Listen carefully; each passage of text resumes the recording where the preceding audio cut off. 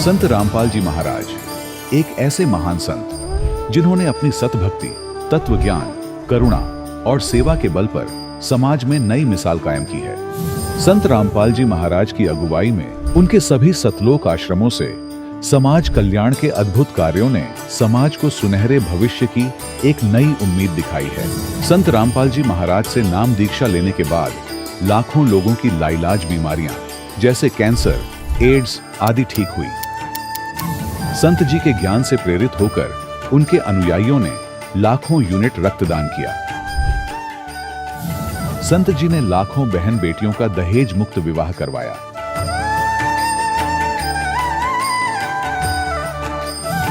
संत जी ने लाखों लोगों का नशा छुड़वाया, करोड़ों उजड़े परिवार बसे।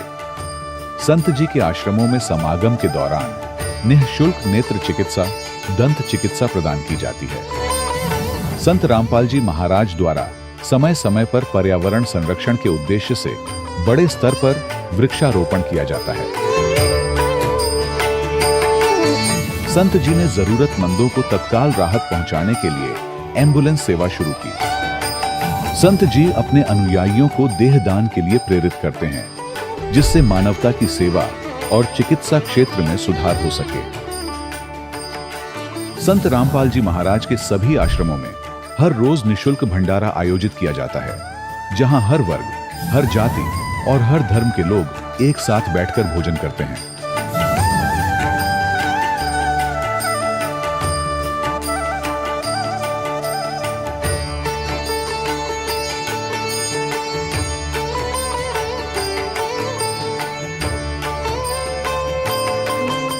संत रामपाल जी महाराज की अन्नपूर्णा मुहिम ने गरीब और बेसहारा लोगों के जीवन में एक नई ऊर्जा और उम्मीद को जन्म दिया है। घर घर खाद्य सामग्री और जरूरी मदद पहुंचाकर संत रामपाल जी महाराज ने लोगों को दुख और मजबूरी से लड़ने की ताकत प्रदान की है।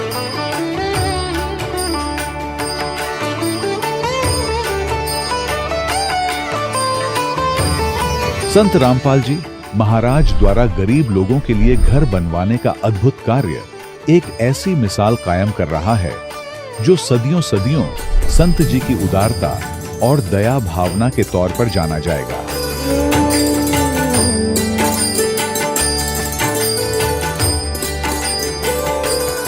संत रामपाल जी महाराज ने हरियाणा सहित भारत के कई राज्यों में आई भीषण बाढ़ से अनेक गांवों और किसानों को बड़ी राहत दिलाई। तत्काल लाखों फुट पाइप और हजारों मोटर उपलब्ध कराकर किसानों के खेतों और गांवों में भरे बाढ़ के पानी को बाहर निकालकर उनको नया जीवन दान प्रदान किया। आज संत रामपाल जी महाराज को किसानों के मसीहा के तौर पर देखा जा रहा है। जगह जगह उनके लिए सम्मान समारोह आयोजित हो रहे हैं। संत रामपाल जी महाराज के आश्रम में हजारों बुजुर्गों को सम्मान और प्यार के साथ जीवन जीने का अवसर मिलता है। उनके खाने, रहने और स्वास्थ्य की पूरी जिम्मेदारी संत रामपाल जी महाराज उठाते हैं। अनाथ बच्चों के लिए संत रामपाल जी महाराज के सभी आश्रम किसी वरदान से कम नहीं। यहाँ उन्हें शिक्षा, संस्कार और भविष्य के लिए बेहतर अवसर प्रदान किए जाते हैं। चाहे बाढ़ हो, भूकंप या महामारी, संत रामपाल जी महाराज और उनके अनुयायी हमेशा ही जरूरतमंदों के लिए सबसे आगे खड़े रहते हैं। कोविड महामारी के दौरान संत रामपाल जी महाराज के आश्रमों से करोड़ों लोगों के लिए भोजन, दवाइयां और जीवन रक्षक सामग्रियां उपलब्ध कराई गई। चाहे गरीब की मदद हो या किसी शोषित और पीड़ित वर्ग के हक और सम्मान की लड़ाई, संत रामपाल जी महाराज ने हमेशा ही उनकी दबी आवाज को सरकारों तक पहुंचाया है और उन्हें उचित न्याय दिलवाने में अहम भूमिका अदा की है। समाज में आध्यात्मिक और सामाजिक मूल्यों के प्रति जागरूकता लाने में संत रामपाल जी महाराज हर कदम पर मानवता के सच्चे सेवक साबित हुए हैं। संत रामपाल जी महाराज का जीवन हमें सिखाता है कि सच्ची सेवा वही है जो निस्वार्थ भाव से की जाए। आइए हम भी इस महान सेवा के कार्य में इस महान संत से जुड़ें और संत रामपाल जी महाराज से नाम दीक्षा लेकर अपने जीवन को धन्य बनाएं।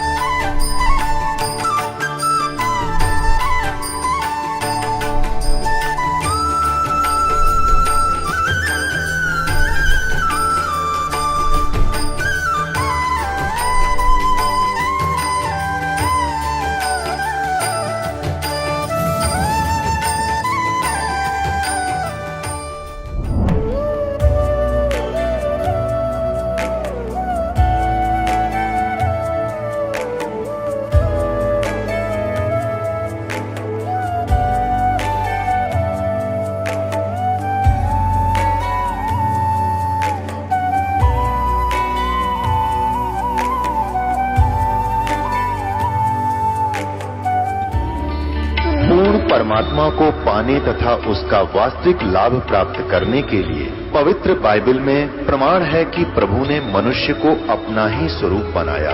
6 दिन में सृष्टि रचकर 7वें दिन विश्राम किया। कुरान शरीफ में प्रमाण है कि हजरत मोहम्मद को खुदा स्वयं कह रहे हैं कि मैंने तुम्हें उस परमात्मा की महिमा बताने के लिए भेजा है। वो परमात्मा कबीर है जिसने 6 दिन में सृष्टि रची तथा 7वें दिन तख्त पर जा विराजा। उसकी खबर किसी बाखबर से पूछकर तो देखो। कृपया अवश्य सुनिए जगत गुरु तत्वदर्शी संत रामपाल जी महाराज के अमृत वचन। सत साहिब दर्शकों, मनुष्य अपने जीवन में सुख और शांति की खोज में कभी मंदिरों के चक्कर लगाता है, कभी देवी देवताओं की पूजा करता है, तो कभी गुरुद्वारों और अन्य धार्मिक स्थलों पर माथा टेकता है।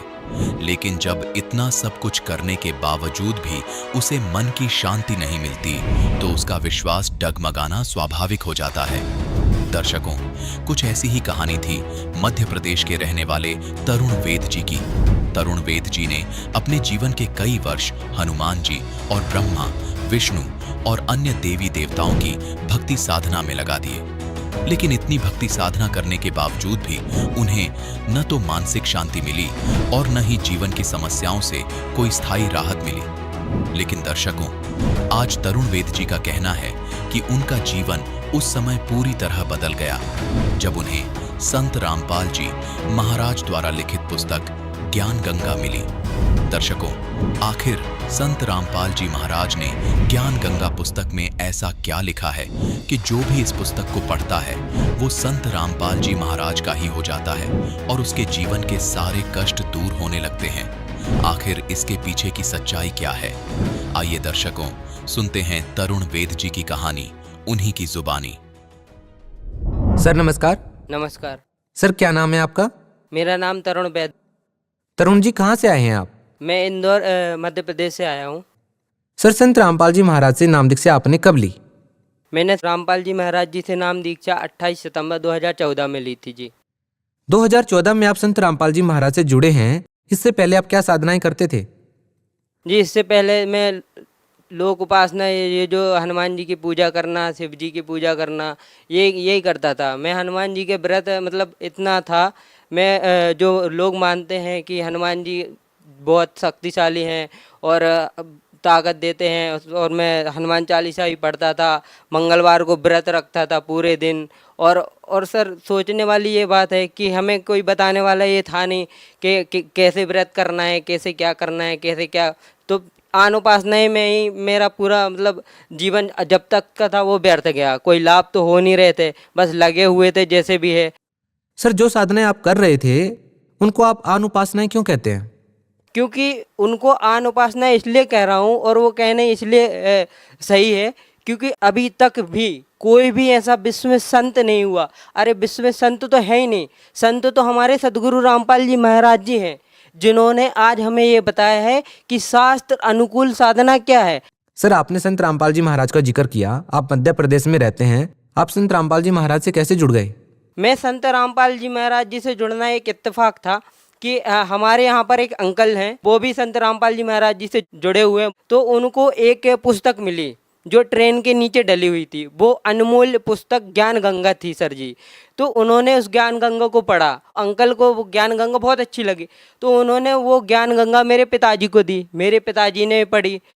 चूँकि मेरे पिताजी दुकानदार हैं, तो 2-4 पेज कर करके उन्होंने 1 महीने में पढ़ी। उनको बहुत अच्छा लगा, और उनको ये चीज़ पता चली कि आज तक पूरे विश्व में जितने भी ये साधु संत फकीर जो भी हैं, किसी ने हमें ये नहीं बताया कि 3 लोक के जो भगवान हैं, 3 देव, इनसे भी कोई बड़ी शक्ति है। ये उनको उस किताब को पढ़ने के बाद पता चला कि असलियत जो आन उपासना जो मैं बोल रहा हूँ वो क्या है, और असलियत क्या है जो हमें करनी चाहिए पूजा। सर ज्ञान गंगा पुस्तक के बारे में संत रामपाल जी महाराज के जितने भी अनुयायी हैं अक्सर जिक्र करते रहते हैं। हम आपसे जानना चाहेंगे कि आखिर ज्ञान गंगा पुस्तक में कौन से ऐसे सच हैं, ऐसी कौन सी सच्चाई है जो आज तक किसी अन्य धर्मगुरु ने नहीं बताई? सबसे बड़ी बात ज्ञान गंगा पुस्तक की ये है कि वो हमारे सदगुरु रामपाल जी महाराज जी ने अपने कर कमलों से लिखी हुई है, और उसमें सबसे बड़ी बात ये है, चौंकाने वाला सच, जो अभी तक किसी को नहीं पता था। आज तक किसी भी धर्म गुरु, किसी भी आचार्य महर्षि ने ये नहीं बताया है कि जो परमात्मा है वो साकार है। सभी ये बोलते हैं कि वो निराकार है। बाइबल में बताया गया है कि फॉर्मलेस है, बेचून है, कुरान में बताया गया। तो ये क्या है? ये हमें उस पुस्तक को पढ़ने के बाद पता चला कि परमात्मा तो साकार है। ये हमारे सदगुरु रामपाल जी महाराज जी ने बताया है। और उस पुस्तक में आपको हर चीज़ का प्रमाण मिलेगा, हर चीज़ वेदों से प्रमाण। अरे वेद उठा लो आप, गीता उठा लो, कुरान, पुराण, बाइबल, हर चीज़, गुरु ग्रंथ साहिब, हर चीज़ हमारे गुरु संत रामपाल जी महाराज जी ने प्रमाणित कर दिया है। हर चीज़ से ऐसे दिखा दिया है। आप प्रमाण, अगर आप पढ़े लिखे हैं, और आज एजुकेटेड समाज है, सभी जानते हैं, सब कुछ पढ़े लिखे हैं, कोई अनपढ़ नहीं है, आप मिला सकते हैं, देख सकते हैं। और सबसे बड़ी बात यह है कि उस पुस्तक में ये जो हम तीर्थ व्रत पे जाते हैं, व्रत रखते हैं, दिन भर भूखा मरते हैं और श्राद्ध निकालते हैं, तर्पण करते हैं, पूजा पाठ करवाते हैं, हवन करवाते हैं, ये तो उसमें आपको वित्त प्रमाण ऐसा मिलेगा कि ये करना व्यर्थ है, क्योंकि वो शास्त्र में है ही नहीं। गीता में भी बताया गया है कि शास्त्र अनुकूल साधना कर। सदगुरु देव रामपाल जी महाराज जी ने हर चीज़ बता रखी है, गीता बता रखे हैं, वेद पुराण हर चीज़ बता रखी है।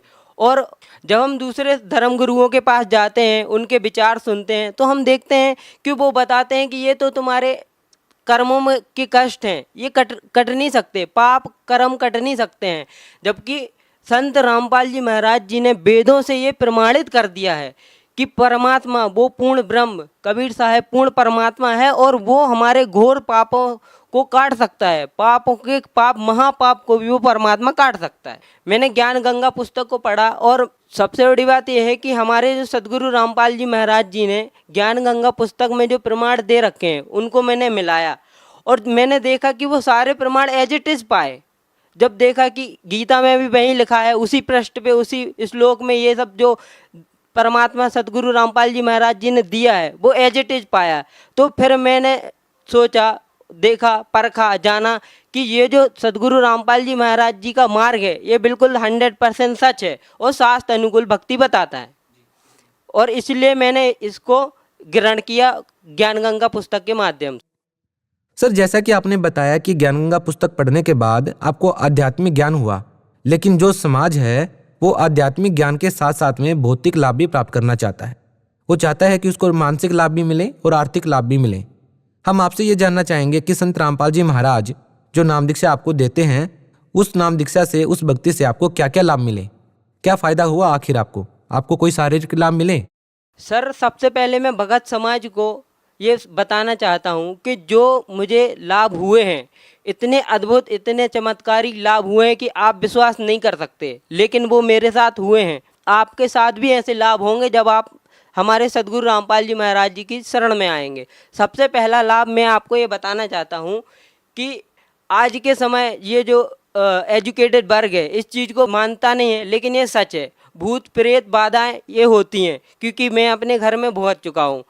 जब हम पहले परमात्मा सदगुरु रामपाल जी महाराज जी की शरण में नहीं आए थे, तब हमारे घर में बहुत भूत प्रेत बाधाएं रहती थी। हम कभी आधी रात को झाड़ा लगाने जा रहे हैं, कभी किसी को लेने जा रहे हैं। मेरी माता जी को भी परेशान करते थे वो, कभी कुछ रोग हो रहा है, कभी सपने आ रहे हैं, कभी कुछ हो रहा है।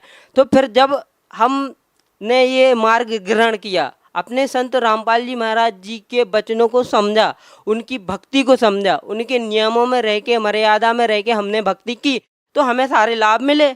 हमें आज तक कोई भूत प्रेत बाधा कोई भी नहीं हुई।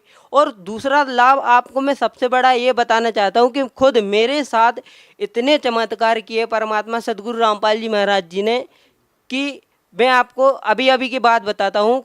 कुछ 2-3 महीने के पहले की बात है कि मुझे पथरी की शिकायत हो गई थी। मैंने डॉक्टर से चेक कराया, उसने बताया, मैं रिपोर्ट नहीं ला पाया हूँ, कि आपको पथरी है। तो फिर मैं इतना, आप जानते हैं पथरी का दर्द कैसे होता है, किडनी में दर्द था जी मुझे। तो उन्होंने क्या किया कि मतलब बता दिया कि पथरी आपको चेक करानी, आपको वो कराना पड़ेगा इलाज। मेरे पास पैसे थे नहीं, मैं प्राइवेट सेक्टर में जॉब करता हूँ, तो छोटी जॉब थी मेरी पहले। तो क्या हुआ कि मैं एक दिन बहुत ज़्यादा दर्द हो रहा था, मैं बिल्कुल तड़प रहा था, जहाँ पे मैंने परमात्मा स्वरूप सदगुरु रामपाल जी महाराज जी की फ़ोटो लगा रखी थी, उनका चित्र लगा रखा था, पवित्र चित्र, वहाँ पर मैं तड़प रहा था, मैं अर्ज कर रहा था। तो परमात्मा सदगुरु रामपाल जी महाराज जी ने ऐसी रहम करी मेरे ऊपर कि थोड़ी देर में मुझे नींद आने लगी और जो मेरा दर्द था वो एकदम से गायब हो गया और मैंने देखा दूसरे दिन मेरी पथरी ऑटोमेटिक निकल गई। तो ये चमत्कार नहीं तो क्या है।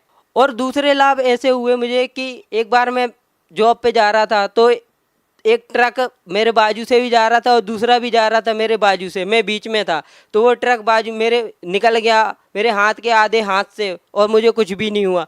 और एक बार मैं ऑफिस जा रहा था तो एक ट्रक, मतलब मैं ऐसा जा रहा था सीधे और एक ट्रक मेरे सीधे सामने से आया तो, और मैं मंत्र करते हुए जा रहा था अपने गुरुजी को, तो मैंने देखा कि एकदम से किसी शक्ति ने मुझे पीछे खींचा हुआ है और वो ट्रक वाला बिल्कुल 2-5 इंच की वो रहा होगा फासला, मरते मरते बचा मैं।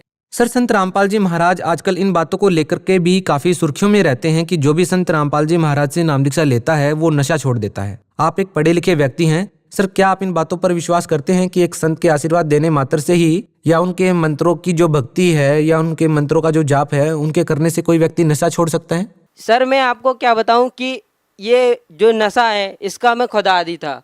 जब मैं स्टूडेंट था, आप मेरे क्लासमेट से पूछ सकते हैं, हम सिगरेट पिया करते थे, मांस खाया करते थे और बियर पिया करते थे, आप चाहे तो पूछ सकते हैं।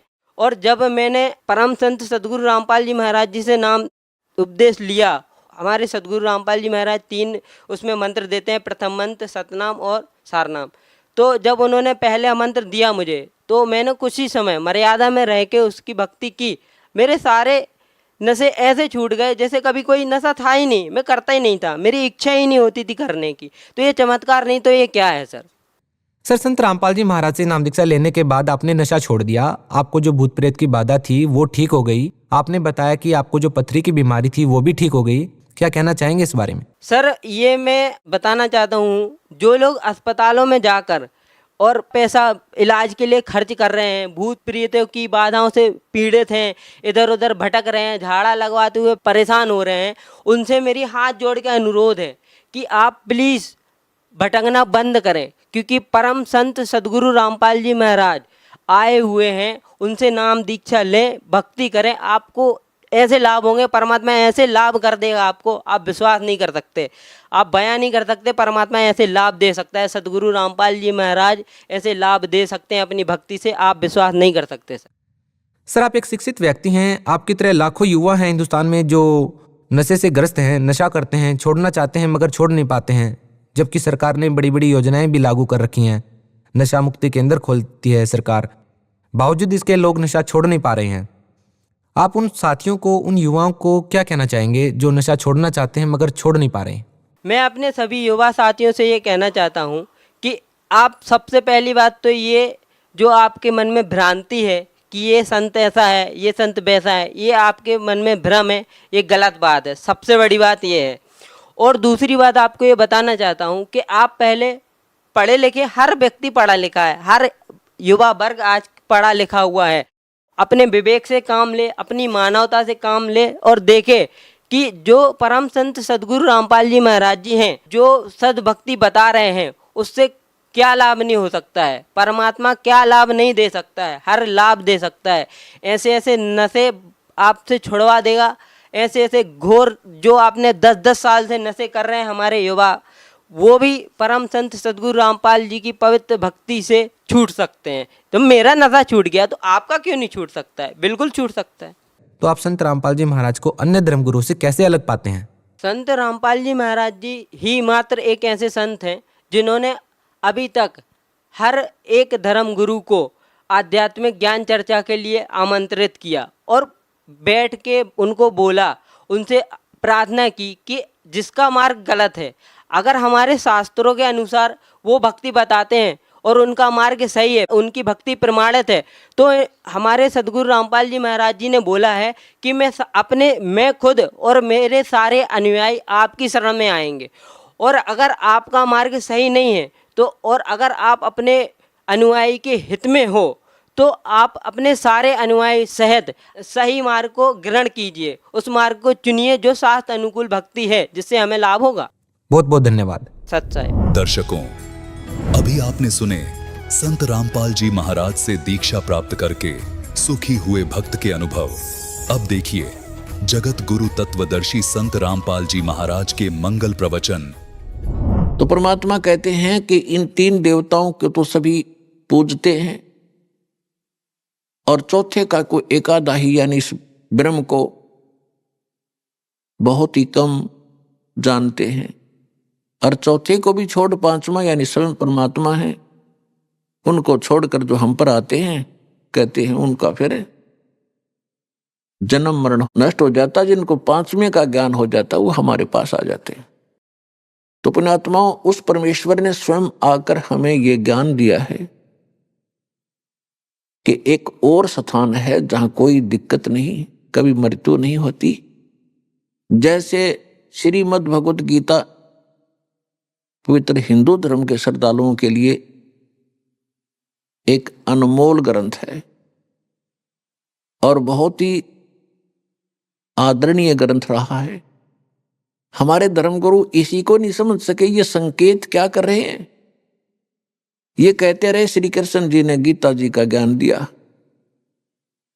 यदि हम ये मानकर चलें कि श्री कृष्ण जी ने गीता जी का ज्ञान दिया, वैसे तो श्री कृष्ण जी के शरीर में प्रवेश करके इस काल भगवान ने ब्रह्म ने ये ज्ञान बताया। जैसे कोई भूत प्रेत प्रवेश करके दूसरे की बॉडी में अपना ज्ञान दे देता है। जैसे ब्रह्मा कुमारी पंथ है, ये माउंट आबू पे ये एक भूत का चलाया हुआ है। किसी में एक भूत आता है, कोई माई में या किसी भगत में, और वो अपनी अटपट बकवास करके चला जाता है। तो इसी प्रकार वो काल श्री कृष्ण जी में प्रवेश करके बोल रहा था। यदि हम श्री कृष्ण ही मानकर चलें और ये कहा करते श्री कृष्ण जी सर्वेश्वर हैं, अमर हैं, विष्णु जी अवतार थे और ये सबके मालिक हैं, सब ब्रह्मांडों के रचनहार हैं, इनकी जन्म मृत्यु नहीं होती।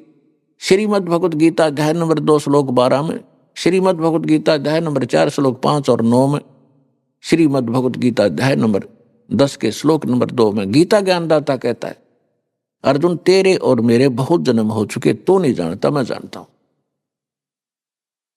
तो ये खाक थे हमारे धर्मगुरु, इस शब्द ग्रंथ को नहीं बता सके ढंग से। ये कहना क्या चाह रहे? गीता ज्ञानदाता कहता मैं नासवान तू भी नासवान है। फिर क्या बताया है कि परमात्मा जो वास्तव में अविनाशी परमात्मा तो कोई और है। गीता अध्याय नंबर 15 के श्लोक नंबर 16 और 17 में और गीता अध्याय नंबर 15 के श्लोक 1 से 4 में यह बताया कि उल्टा लटका हुआ संसार रूपी वृक्ष है, ऊपर को उसकी जड़ है और नीचे को 3 गुण रूपी शाखा है। और जो संत इस उल्टे लटके हुए संसार रूपी वृक्ष के सभी पार्ट बता देगा, सभी भाग बता देगा, सवेदवित, वो तत्वदर्शी संत है।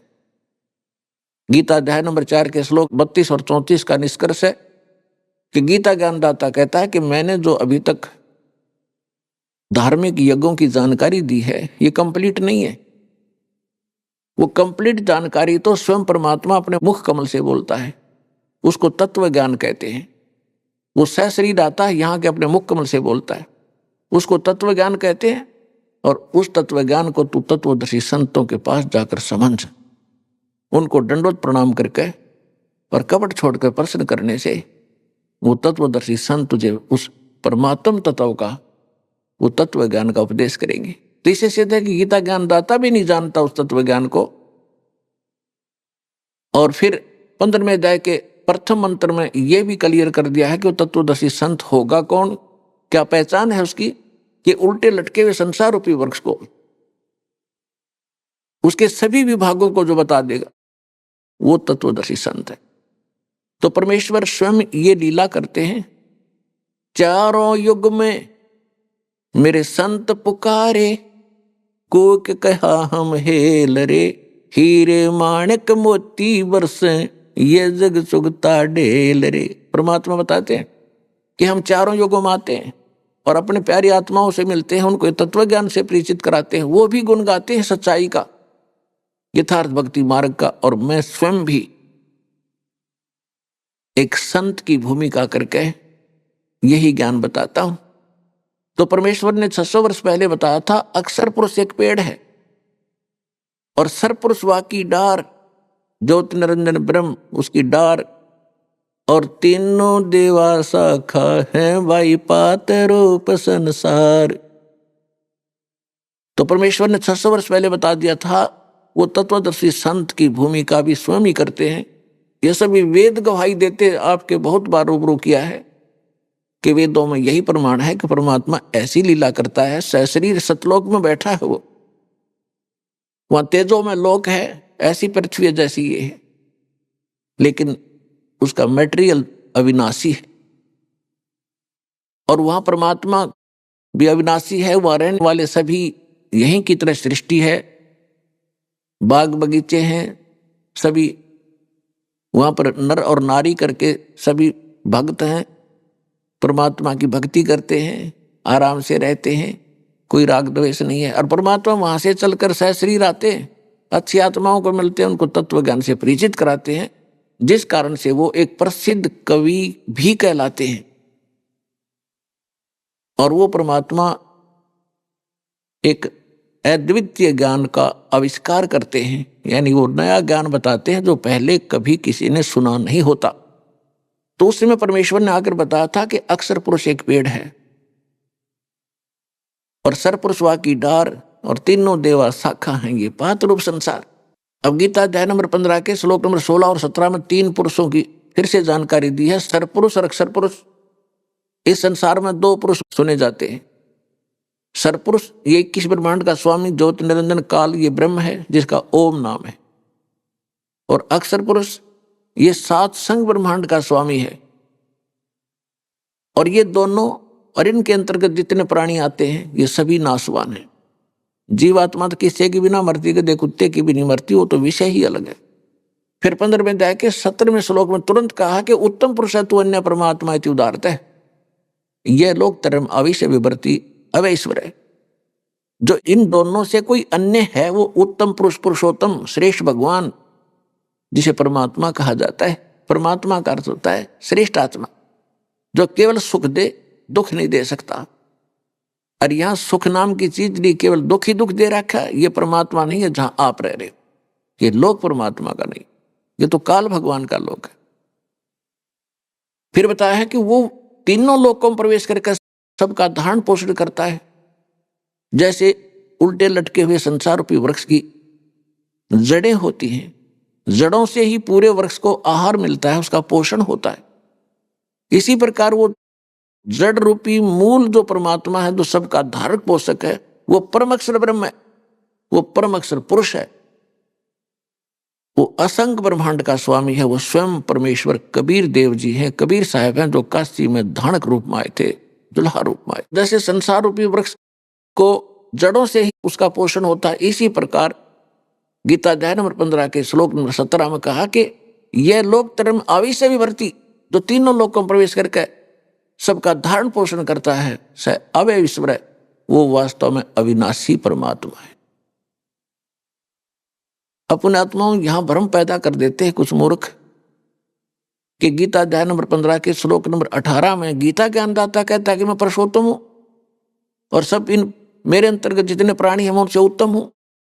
ये यहां क्या कहना चाहता है कि मेरे 21 ब्रह्मांड के अंदर जितने मेरे अंतर्गत प्राणी हैं उनसे मैं श्रेष्ठ हूं, उन तो तगड़ा हूं, ताकतवर हूं, जो चाहे सो कर दूं इनके लिए। इसलिए मैं लोक वेद के आधार से, लोक वेद माने दंत कथा कही सुनी, इन बातों से मैं पुरुषोत्तम प्रसिद्ध हो रहा हूं। नहीं, पुरुषोत्तम तो प्रसिद्ध कर दिया 15वें अध्याय के 17वें श्लोक में, तो कोई और है। अब लोक वेद क्या होता? सुनी सुनाई कथाएं। जैसे हमने सुन रखा था कि ब्रह्मा विष्णु महेश अविनाशी हैं, इनके कोई माता पिता नहीं है, यह था लोक वेद, दंत कथा, बकवाद, झूठी कहानी। और अब पता चला इतिहास से, इनकी जीवनी से, कि नासवान है, इनकी जन्म मृत्यु होती है, इनकी माता दुर्गा और पिता ये ज्योत स्वरूपी निरंजन काल है। हमारे सदग्रंथ भी बताते हैं, और परमात्मा ने जो सुख संवेद दिया उसमें तो कंप्लीट स्पिरिचुअल नॉलेज है, उसके अंदर सारा ये विवरण मिला। तो वो लोकवेद के आधार से हम मान रहे थे ब्रह्मा विष्णु महेश से ऊपर कोई शक्ति नहीं, ये तो शक्ति के सबसे निम्न स्तर के देव हैं, इसके बाद तो शक्तियां शुरू होती है। तो पुण्यात्माओं, परमात्मा ने दया करी, सतगुरु आए दया करी, ऐसे दीन दयाले, बंदी छोड़ वृतास कहा, जठर गनी प्रतिपाल। गरीबदास साहब जी कहते हैं, सतगुरु आए दया करी, उस परम पिता ने आपका ऊपर मेहर करी, दया करी, ऐसे दीन दयाल उन्होंने आकर यह ज्ञान दिया कि एक और स्थान है। गीता अध्याय नंबर 15 के श्लोक नंबर 4 में कहा है, और गीता अध्याय नंबर 18 के श्लोक नंबर 62 में भी कहा है कि अर्जुन तू सर्वभाव से, गीता ज्ञानदाता कह रहा है, तू सर्वभाव से उस परमेश्वर की शरण में जा, उसकी कृपा से ही तू परम शांति को और सनातन परम धाम शाश्वत स्थान को, उस परमेश्वर की कृपा से ही तू उस शाश्वत स्थान को, सतलोक को, शाश्वत माने अविनाशी और स्थान माने धाम कहो, लोक कहो, स्थान कहो, उस अविनाशी लोक को प्राप्त होगा। गीता अध्याय नंबर 15 के श्लोक नंबर 4 में कहा है कि उसके पश्चात तत्वदर्शी संत के प्राप्त होने पर उस तत्व ज्ञान से अज्ञान को काट कर उसके पश्चात परमेश्वर के उस परम पद की खोज करनी चाहिए, जहां जाने के बाद साधक फिर लौटकर कभी संसार में नहीं आते। गीता अध्याय नंबर 18 के श्लोक नंबर 66 में गीता ज्ञानदाता कहता है कि अर्जुन तो मेरे सतर की जो भक्ति है, सर्वधर्मान परित्यज्य माम, मेरे सतर का जो ओम नाम का जाप और यज्ञ आदि तू करता है, ये मुझे दे दे यदि तूने उसकी शरण में जाना है तो। पुण्यात्माओं, गीता ज्ञानदाता कंप्लीट स्पिरिचुअल नॉलेज नहीं रखता, उसने तो बता दिया है कि तत्वदर्शी संत बताएंगे, उनसे पूछो। तो तत्वदर्शी संत स्वयं परमात्मा ही आते हैं और दूसरा कंप्लीट स्पिरिचुअल नॉलेज नहीं दे सकता। उस परमेश्वर ने इस दास को अब भेजा है अपना कंप्लीट स्पिरिचुअल नॉलेज दे करके। तो ये दास वो तत्वदर्शी संत है आज विश्व में, और कोई नहीं है और ना ही आगे होगा।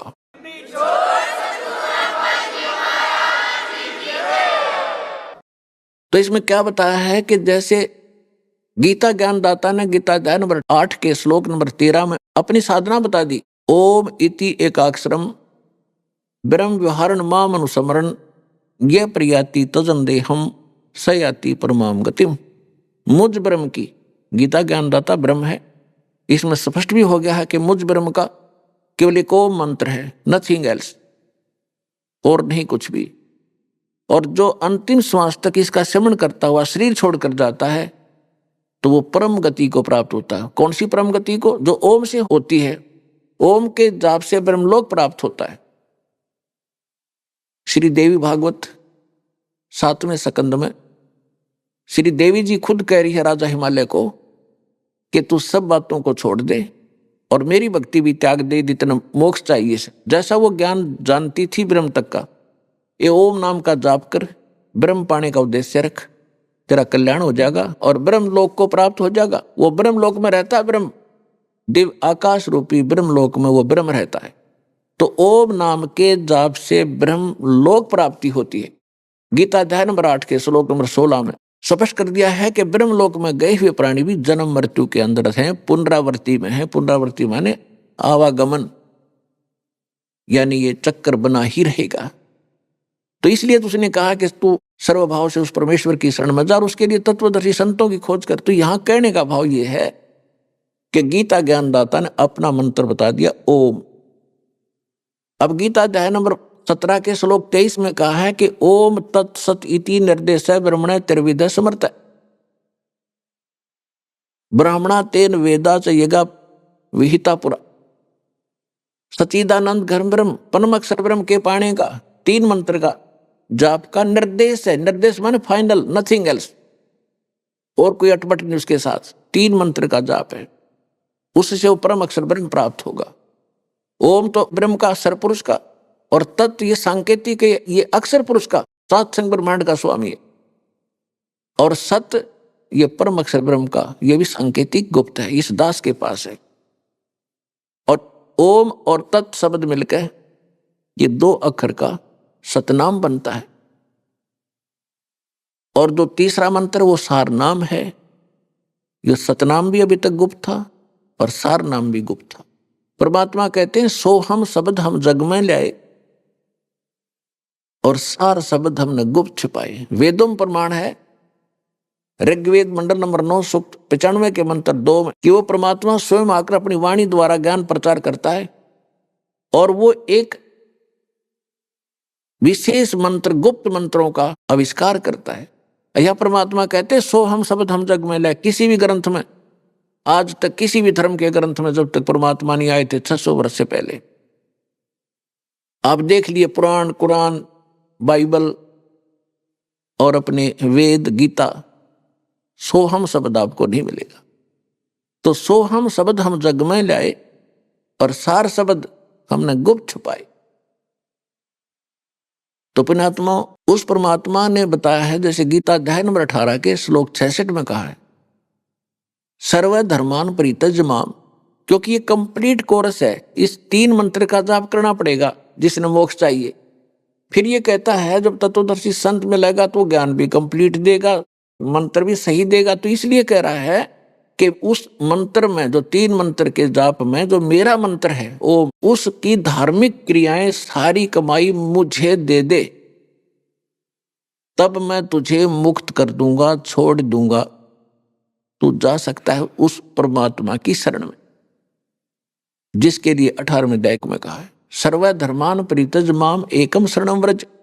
या इन सभी अनाड़ी अनुवादकर्ताओं ने इतना गलत अनुवाद कर रखा है सारी गीता का, जो ना यो टर्न कर दिया उन्होंने, सारा भाव बदल दिया। व्रज माने जाना होता है और इन्होंने कर दिया, क्योंकि श्री कृष्ण जो ऊपर इनकी बुद्धि नहीं उठ रही थी, उनको सर्वशक्तिमान मान रहे थे, तो इन्होंने कर दिया कि सभी मेरी पूजाओं को मुझ में छोड़कर मेरी शरण में आ जा। गीता अध्याय नंबर 2 के श्लोक नंबर 7 में अर्जुन पहले ही कह रहा है कि मैं आपकी शरण में हूं, आप मेरे भगवान हो, मेरे गुरु हो, और मेरी बुद्धि काम करना बंद कर गई है, जो मेरे हित में हो आप बताओ, मैं आपकी शरण हूं। शरण तो पहले ही था, अब ये क्या कहना कि मेरी शरण में आ जा, तो ये गलत अनुवाद किया इन्होंने। तो गीता ज्ञानदाता कहता है सर्व धर्मान परित्यज्य माम, मेरे सतर की जो भी धार्मिक अनुष्ठान तू करता है, जाप करता है, यज्ञ करता है, ये मुझ में छोड़। एकम शरणम व्रज, एकम जिसके बराबर दूसरा ना हो, अद्वितीय, उस परमेश्वर की शरण में व्रज माने जा। अरे ये बोंदू मूर्ख बना रहे। अरे गो माने इंग्लिश वर्ड है, गो माने जाना होता है, और वो कहीं भी सेंटेंस में लगा हो उसका अर्थ कम नहीं हो सकता, आना नहीं हो सकता। सीधी सी बात है, बुद्धिमान को संकेत पर्याप्त है। तो ये अज्ञानी थे सारे जितने ऋषि महर्षि आज तक हमें मूर्ख बना रहे थे। तो ये क्या कह रहा है कि सर्व धर्मान परित्यज्य माम, मेरे सतर की सभी पूजाओं को मुझे छोड़ दे, फिर उसकी शरण में जा। अहम तवा सर्व पापे भो मोक्षामि मासुच, मैं तुझको सभी पापों से मुक्त कर दूंगा, तू चिंता ना करे। हम कैसे अपनी गलती करते रहे, हम क्या करते थे, ओम नाम के जाप की, और इन सभी यज्ञ जो करते थे हम 5, ये इसकी कमाई को हम कहाँ बर्बाद कर देते थे, इसके महास्वर्ग में चले जाते थे, ब्रह्मलोक में। वहां महास्वर्ग है, वहां बड़ा होटल है, ज्यादा खर्चा, ज्यादा बकवादे, तो वहां हम हजारों हजारों वर्षों तक रहे, इतनी कमाई कर गए, और वो पूंजी नाश होगी, पटक दिए धरती पे, बन गदा। तो हम अपने पाप के आधार से हम फिर कर्म भोगते रहे। जैसे हमने किसी का ऋण ले रखा है, उसने हमें बंधक बना रखा है। पहले बंधु हुआ मजदूर हुआ करते थे, ऋण ले लेता तो पूरा करे बिना उसको छोड़ते नहीं थे। तो अब परमात्मा ने हमें ऐसी साधना कमाई दे दी, हमने पार्ट साइड ये कर लिया बिजनेस इस भक्ति वाला, तो हम इतने धनी हो गए, इसका ऋण दे देंगे, ये हमें छोड़ देगा, फिर नहीं रख सकता। तो ये कहता है कि मेरे सतर की जितनी कमाई पूजा है तू मुझे छोड़ दे, फिर मैं तुझे सब पापों से मुक्त करूंगा। जब हमने ऋण दे दिया किसी का, ले रखा था, तो फिर हम बरी हुए, उसका हमारा कोई लिंक नहीं रहा। तो ये कह रहा है यहाँ पर कि पुण्य तो खत्म कर देते इसके होटल में, और पाप हमारे सर पर रह जाते, उन भोगते गधे कुत्ते बन के। अब परमात्मा ने कहा कि जब ही सतनाम हृदय धरो भयो पाप को नाश, जैसे चिंगारी अग्नि की वही पड़े पुराने घास। कि सतनाम जब दूंगा आपको, इसके बाद आपके पाप ऐसे जल जाएंगे जैसे ढेर सारा घास सूखा पड़ा हो, उसमें एक माचिस की सीख लगा दी जाए, जलकर राख हो जाता है और चलती है तेज हवा उसको उठाकर पता नहीं कहाँ फेंक देता है। तो आपके असंख्य जन्मों के ढेर बने पड़े पापों के।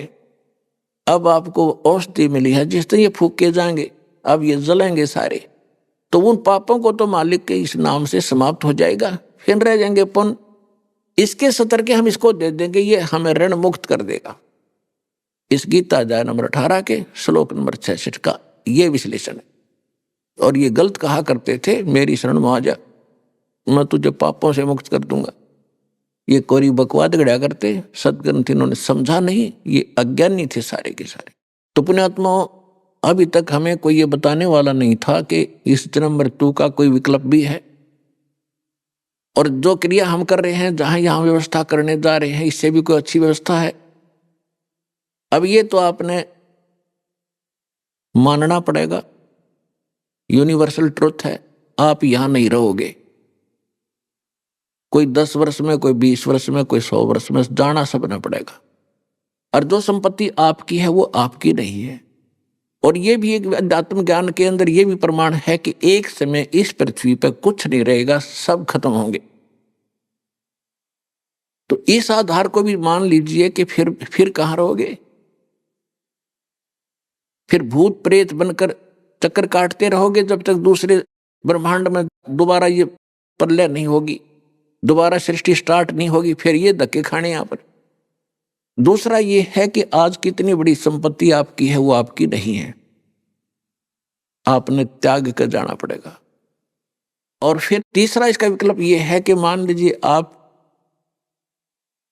किसी शहर या गांव में रह रहे हो और आपके पास एक कोठी भी है, एक कार भी है और थोड़ी बहुत और व्यवस्था है, कोई 2-4 किले जमीन भी है, और आपको कहीं पर ऐसा इसी पृथ्वी पर ऐसा स्थान मिल जाए, 100 एकड़ जमीन हो और इससे 4 गुनी बढ़िया कोठी हो, माई ट्यूबवेल लगा हुआ हो, बाग लगा हो, आपको कोई ये कहे कि इसने छोड़ और चल तुझे वहां अलॉट करता हूं, 2 मिनट भी ना लावे, 2 मिनट तुरंत त्याग उड़ जा बैठेगा। तो यही व्यवस्था है कि यहाँ की जो घटिया व्यवस्था है ये तो आपकी वैसे भी नहीं है। और सतलोक परमात्मा ने बताया है, वहां आपके महल जहां पहले रहा करते थे वो खाली पड़े। परमात्मा भटक रहे हैं, तुम गलती करके आगे, लेकिन वो हमारे पिता हैं।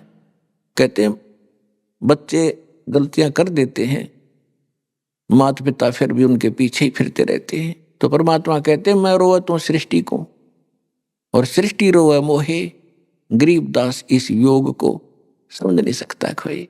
परमात्मा कहते हैं जो जन मेरी शरण है ताका हूं मैं दास, और गेल गेल लग गया फिर जब तक धरती आकाश।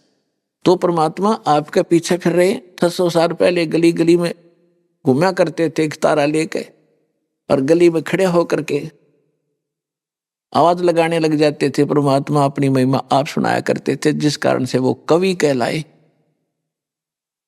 और वहां बताया करते थे मन ने की कर ले 2 दिन का मेहमान, मन ने की कर ले 2 दिन का मेहमान। अपने आत्माओं, परमात्मा अपने बच्चों के लिए कैसे भटक रहे होते हैं। अब प्रत्येक आत्मा को परमात्मा की आवश्यकता है। इसको जब तक कोई प्रेरित नहीं करता तब तक ये उसी व्यवस्था को फाइनल मान रहा है। बस चलो खेत में, चलो नौकरी पर, चलो दुकान पर, चलो मजदूरी पर, बनाओ खाओ सो जाओ, हाँ फिर चलो, फिर पड़ जाओ, फिर मर जाओ। तो जब परमात्मा जाते थे, आत्मा परमात्मा के लिए भटक रही है। काल ने इस मन को, एजेंट को इसके ऊपर प्रधान बना दिया। इसको ये बकवादम लगाए रखता, चल सिनेमा देखेंगे, ला ले गोटी, बना ले मीट, चल वहां घूम के आते, सर सपट्टे करके आते, चल वहां फलाना करते, कोठी बना ले, कर्जा ले लिया, फिर सिर में दर्द हो गया, वो कर्ज नींद आने देनी, और वहां जाकर भगवान क्या कहा करते थे, मन नेकी कर ले 2 दिन का मेहमान, मन नेकी कर ले 2 दिन का मेहमान। जोरू लड़का कुटुंब कबीला 2 दिन का तन मन का मेला। जोरू पत्नी, जोरू लड़का कुटुंब कबीला 2 दिन का तन मन का मेला। अंत समय उठ चले अकेला, ये तज माया मंडान, मन नेकी कर ले 2 दिन को मेहमान, मन नेकी कर ले 2 दिन का मेहमान। कहाँ से आया कहाँ जावेगा, तन छूटे तब कहाँ समावेगा। कहाँ से आया कहाँ जावेगा, तन छूटे तब कहाँ समावेगा। आखिर तुझको कौन कहेगा, गुरु बिन आत्म ज्ञान, मन नेकी कर ले 2 दिन का मेहमान, मन नेकी कर ले।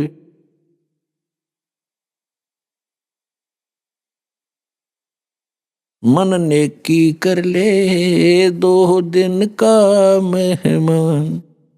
कौन तुम्हारा सच्चा साईं, साईं माने मालिक परमात्मा, आपका सच्चा मालिक कौन है। कौन तुम्हारा सच्चा साईं, झूठी है ये सकल सगाई। ये सब नाते रिश्ते सब अस्थाई है, कल मृत्यु हो जाएगी, फिर कोई पशु बनेगा, कोई पक्षी बनेगा। कहाँ तू जुगाड़ जोड़े बैठा भोली आत्मा, कुछ चिंता कर, विचार कर इस बात पर। कौन तुम्हारा सच्चा साईं, झूठी है ये सकल सगाई। चलने से पहले सोच रे भाई, कहाँ करेगा विश्राम, मन नेकी कर ले 2 दिन का मेहमान, मन नेकी कर ले 2 दिन का मेहमान। भाई रहट माल पनगट जो भरीता, आवत जात बुर और रीता। हर हट माल पनगट जो भरीता, आवत जात बुर और रीता। जुगन जुगन तू मरता जीता, करवा ले रे कल्याण, मन नेकी कर ले 2 दिन का मेहमान, मन नेकी कर ले 2 दिन का मेहमान। 184 की सह तरासा, ऊंच नीच घर लेता बासा। 184 की सह तरासा, ऊंच नीच घर लेता बासा। कह कबीर मिटाऊं सब रासा, कर मेरी पहचान, मन नेकी कर ले 2 दिन का मेहमान, मन नेकी कर ले 2 दिन का मेहमान। अपने आत्माओं, आप जब इस ज्ञान से परिचित हो गए, आपकी आत्मा रोया करेगी कि हम किस आशा को लेकर जी रहे थे। आप अपने आप को एक मूर्ख समझोगे।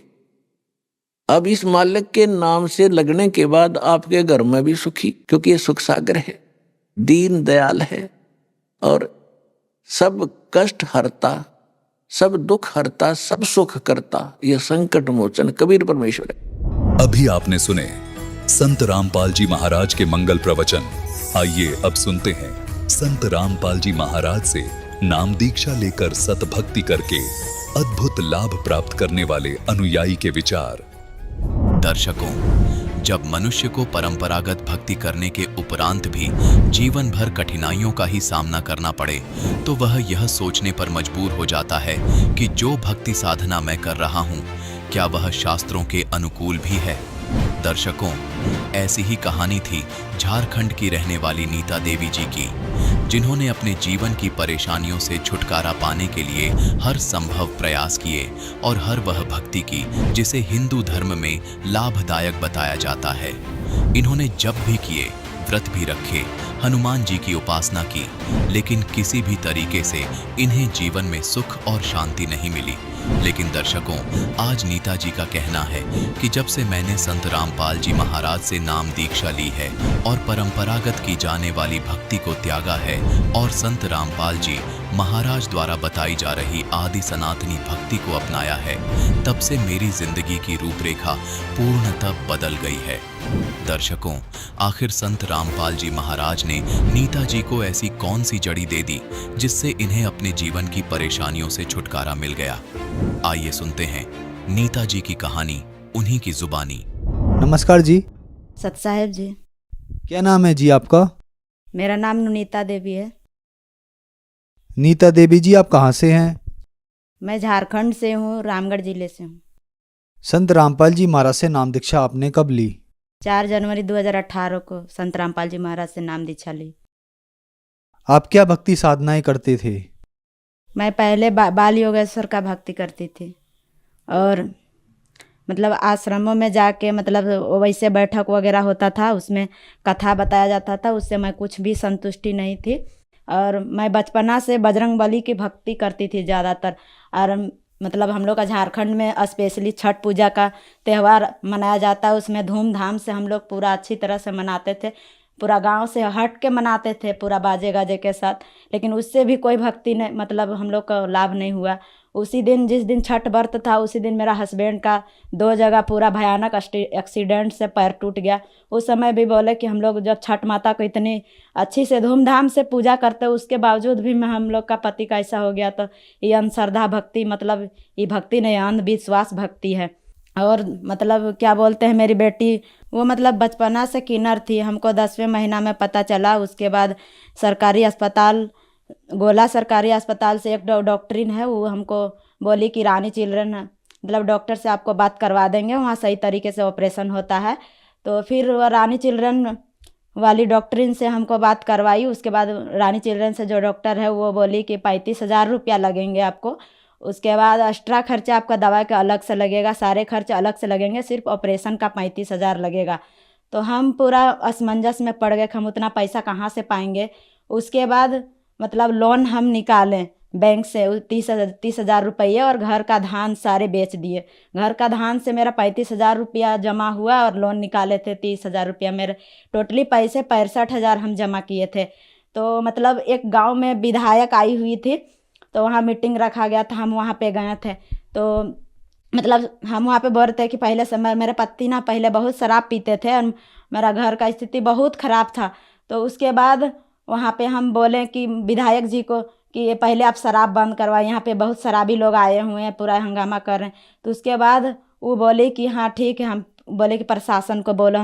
तो फिर हम बोले कि ठीक है, थाना प्रभारी को बोले। तो फिर मेरे गाँव से एक मतलब संत रामपाल जी महाराज से मतलब नाम दीक्षा ली हुई है, उनका नाम है राधा दासी। वो हमको साइड से मतलब पकड़ के लाई, वो दीदी हमको पुस्तक दी, भक्ति से भगवान और अंधश्रद्धा भक्ति खतराए जान। ये हमको थोड़ा मोड़ा समझाई। हम परमात्मा को उतना नहीं हमको पहले जानकारी था परमात्मा के विषय में, तो हम डायरेक्ट कबीर परमात्मा भक्ति से भगवान में फ़ोटो लगा हुआ है कबीर परमात्मा का, तो फोटो को हम मतलब प्रणाम किए रात में 11-12 बजे। बोले ए परमात्मा, हम पूरे बजरंगबली का भक्त, छठ माँ का व्रत पूरे करके थक गए हैं बचपना से, और मांस मीट भी हम मतलब कुछ भी नहीं खाते पीते हैं, तो भी आप परमात्मा हमको इतना दुखित कर रहे हैं। तो आप अगर सच्चे परमात्मा हैं तो हम सुबह ना आपके शरण में, तो मेरा मतलब पति भी साथ में जा रहे, हम लोग बाल बच्चा और अच्छे से ग्रहण करें। तो मेरा मतलब पति ना रात शराब पी के आया था, बोले हमको नहीं जाना, आपको जाना है तो जाओ। हम बोले जो भी हो जाएगा हम जाएंगे तो जाएंगे, और संत रामपाल जी के महाराज के मतलब दरबार में जाएंगे। और उसके बाद मतलब बोले तुमको जाना है तो जाओ। उसके बाद सुबह हुआ तो मालिक इतना रजा किए कि मतलब मेरा से पहले वो मतलब बच्चे लोग को नहा धुलवा दिए, और बोला मेरा से पहले तैयार होके मतलब जो संत रामपाल जी महाराज के नाम दीक्षा लिए हुए राधा दासी, उसका घर गए और उसी को बुला के लेते गए। उसके बाद हमसे पहले वो नाम दीक्षा लिए मेरे पति, के बाद हम लोग भी ले लिए सारे, मतलब एक मेरा बेटा है 10 साल का, वो भी लिया, और हम लिए, मेरे पति लिए। जैसे कि आपने बताया कि आप पे बहुत ज़्यादा दुखों का पहाड़ टूट गया था। दुखों के निवारण के लिए ही आपने संत रामपाल जी महाराज से नाम दीक्षा ली। तो क्या संत रामपाल जी महाराज से नाम दीक्षा लेने के बाद आपको लाभ भी मिले? सर जी बहुत लाभ हुए, मत पूछिए। मतलब परमात्मा के शरण में आने से हमको बहुत लाभ हुए। पहला लाभ ये हुआ कि मेरे बेटी किन्नर थी, वो तो मतलब हम पैसे जमा किए हुए थे, पर हम नाम दीक्षा लिए। उसके बाद 9 दिन जैसे हुआ, मतलब तेल उल लगाने लगे, तो अचानक सा पूरा जिस तरह ऑपरेशन होता है धीरे धीरे अपने ऑपरेशन हो गया। उसके बाद 10वां दिन जैसे हुआ, हम उसको तेल लगाया तो जिस तरह लड़की का रूप धारण होता है पूरे हो गया।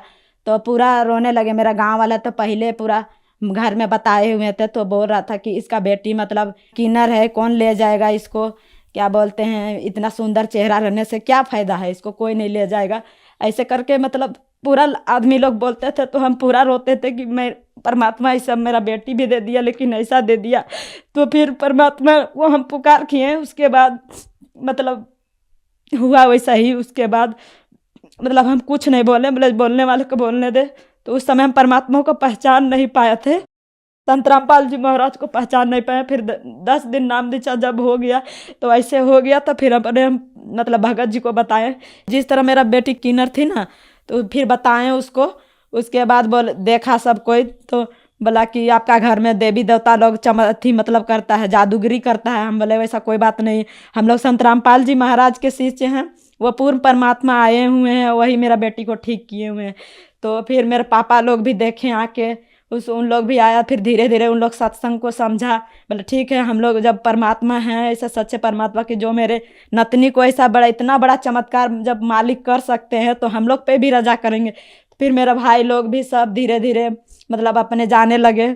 उसके बाद सत्संग सुना। उसके बाद क्या बोलते हैं, उन लोग भी नाम दीक्षा लिए, पूरा मेरा मायके लोग भी सब कोई ले लिए। और दूसरा लाभ सर जी ये हुआ कि मतलब मेरे बेटी छत के ऊपर से माथे के बल पे सीढ़ी में 3 टक्कर होते हुए गिरी, तो 3 घंटे तक बेहोश हो गई। उसके बाद हम लोग सोचे कि मतलब ये तो बचेगी नहीं, लेकिन फिर गुरुजी से दंडवत प्रणाम किए और बोले हम लोग पूर्ण परमात्मा के शरण में, ऐसा तो कभी नहीं हो सकता है। उसके बाद फिर वो अभी नाम दीक्षा नहीं ली हुई थी, 1.5 साल की थी, तो नहीं दिलवाए थे। उसके बाद प्रसादी खिलवाएं। उसके बाद हॉस्पिटल ले गए, तो हॉस्पिटल में भी कोई रिपोर्ट नहीं आया, बोला बच्ची को कुछ नहीं, थोड़ा सा दर्द है। उसके बाद थोड़ा मोड़ा दवा लिए, फिर घर में आके ठीक हो गई। संत रामपाल जी महाराज से नाम दीक्षा लेने के बाद आपको बहुत अद्भुत लाभ मिले। तो जो दर्शक आज आपको टीवी पर देख रहे हैं और वो भी संत रामपाल जी महाराज से लाभ लेना चाहते हैं, तो उनको क्या करना होगा? जो टीवी स्क्रीन पे देख रहे हैं, वो मतलब जिस तरह मेरा दुख था वो संत रामपाल जी महाराज से नाम दीक्षा लेने से दूर हो गया, उस तरह आप भी देख रहे हैं, आप भी नाम दीक्षा लीजिए। और जिस तरह मेरा दुख दूर हो गया, उस तरह आपका भी दूर हो जाएगा संत रामपाल जी महाराज से नाम दीक्षा लेने के बाद। संत रामपाल जी महाराज से नाम दीक्षा कैसे ली जा सकती है? संत रामपाल जी महाराज से नाम दीक्षा चैनल में जो सत्संग आता है, उसमें नीचे पट्टी चलती है, उसमें कुछ नंबर दिए जाते हैं। उन नंबर को नज़दीकी नाम केंद्र का पता लगा के आप नाम दीक्षा ले सकते हैं। धन्यवाद जी। सत साहेब जी।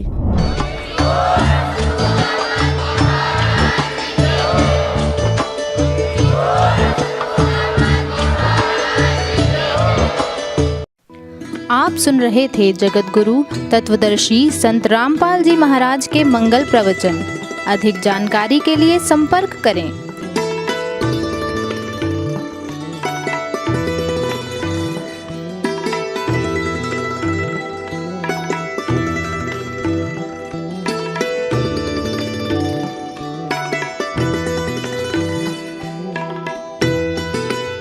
जगत गुरु तत्वदर्शी संत रामपाल जी महाराज जी के पावन सानिध्य में भक्ति की अलख जगाने तथा श्रद्धालुओं को सत्य भक्ति मार्ग का रास्ता दिखाने हेतु कनाडा के लोकप्रिय channel the TV NRI channel पर जगत गुरु तत्वदर्शी संत रामपाल जी महाराज जी के मंगल प्रवचनों का प्रसारण प्रतिदिन सुबह 7:30 बजे से 8:30 बजे तक तथा रात्रि 7:30 बजे से 8:30 बजे तक किया जा रहा है। इस सत्य भक्ति मार्ग को अपनाने के लिए अधिक से अधिक सत्संग प्रसारण देखें। इस सत्संग प्रवचन का सीधा प्रसारण संत रामपाल जी महाराज लाइव सत्संग YouTube चैनल और जगत गुरु संत रामपाल जी महाराज फेसबुक पेज पर भी देख सकते हैं।